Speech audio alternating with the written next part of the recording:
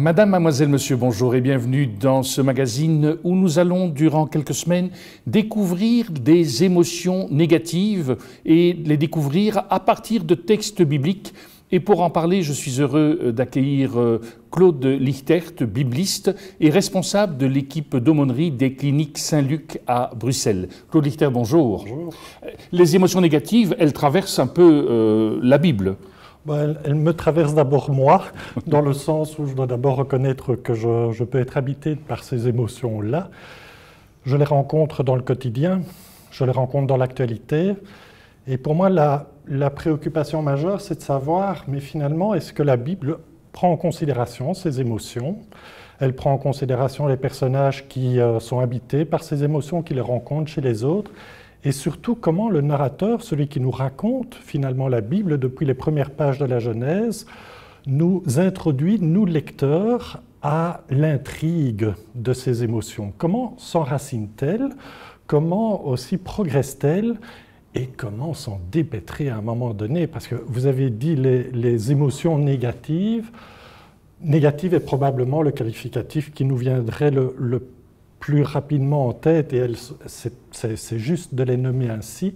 On pourrait dire aussi les émotions désagréables. Désagréables parce que d'abord, elles nous rendent désagréables et elles rendent notre contexte de vie désagréable.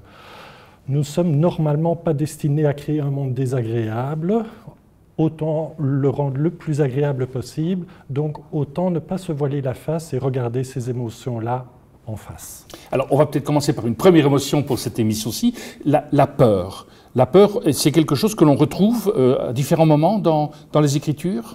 La peur, c'est considérer l'autre comme une menace, de voir en lui un danger potentiel. Comment la peur s'introduit-elle dans le récit biblique? Alors, je vous propose simplement de commencer comme on ouvre la Bible, nous, par le livre de la Genèse. Les 11 premiers chapitres sont des chapitres qui nous donnent un peu, on pourrait dire, le disque dur de notre humanité.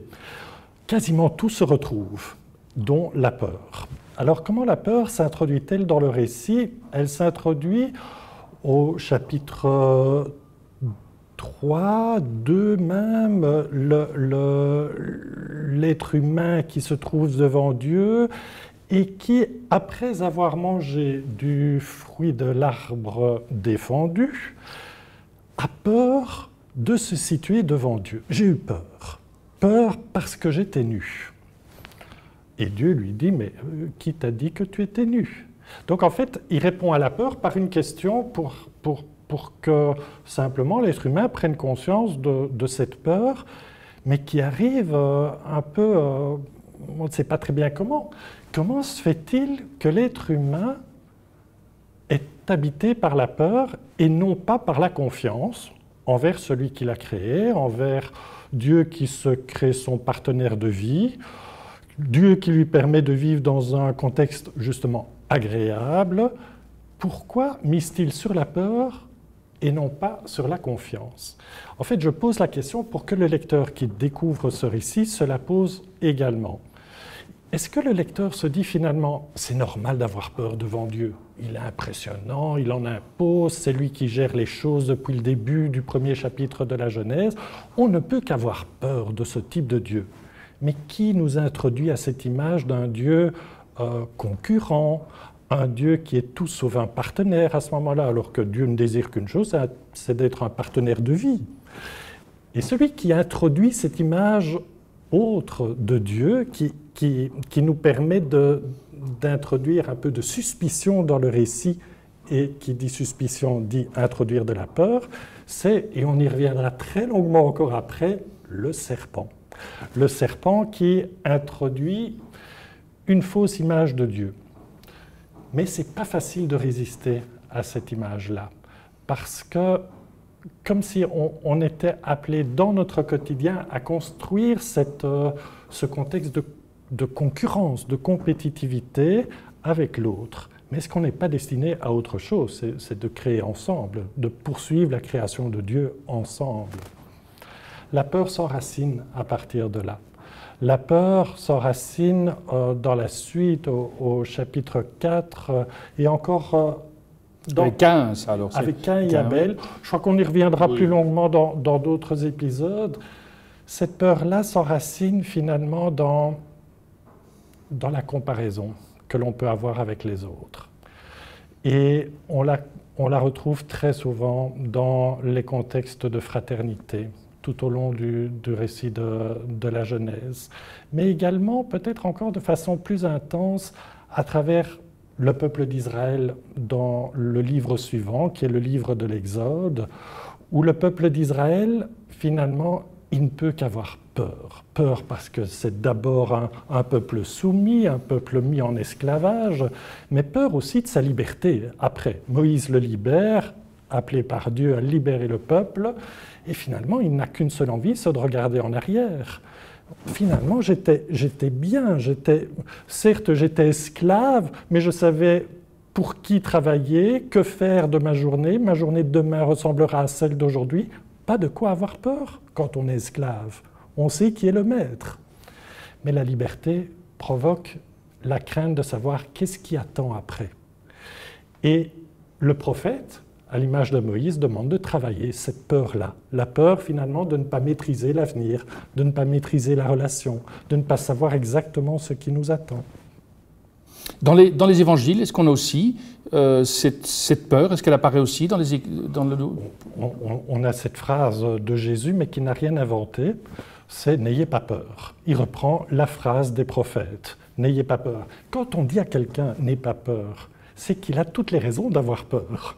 Mais si on lui dit « n'ayez pas peur », c'est qu'il y a une alternative possible à la peur, qui est justement la confiance.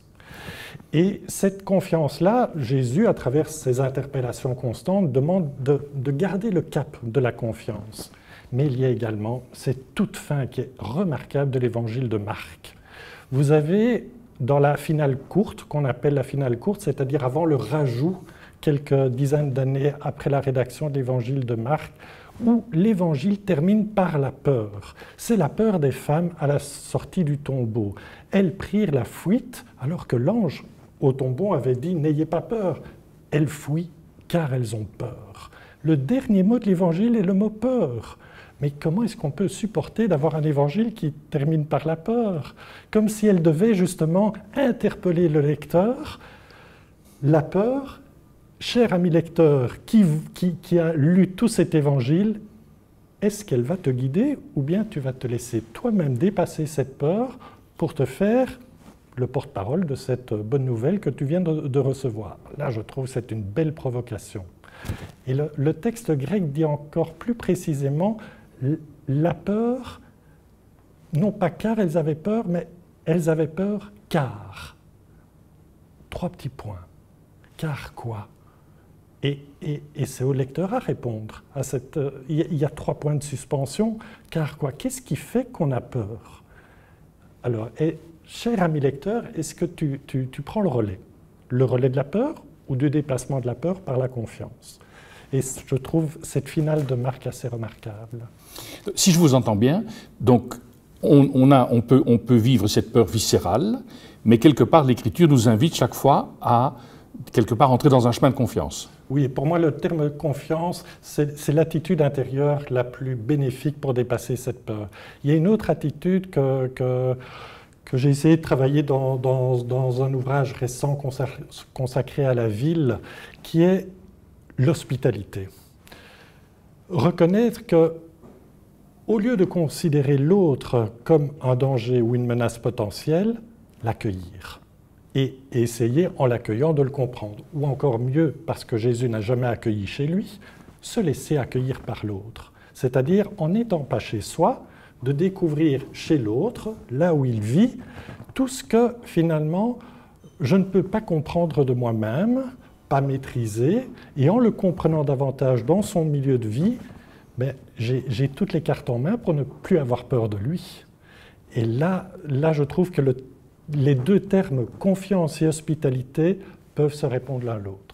Claude Lichter, merci beaucoup. Donc je rappelle que si vous souhaitez poursuivre cette réflexion vers un paradis urbain, approche littéraire de la ville dans la Bible, paru aux éditions Jésuites. Merci à vous et on vous retrouve très bientôt pour une autre émotion négative. Au nom de toute l'équipe qui a préparé cette émission, il ne me reste qu'à vous souhaiter une excellente journée et je vous dis à très bientôt.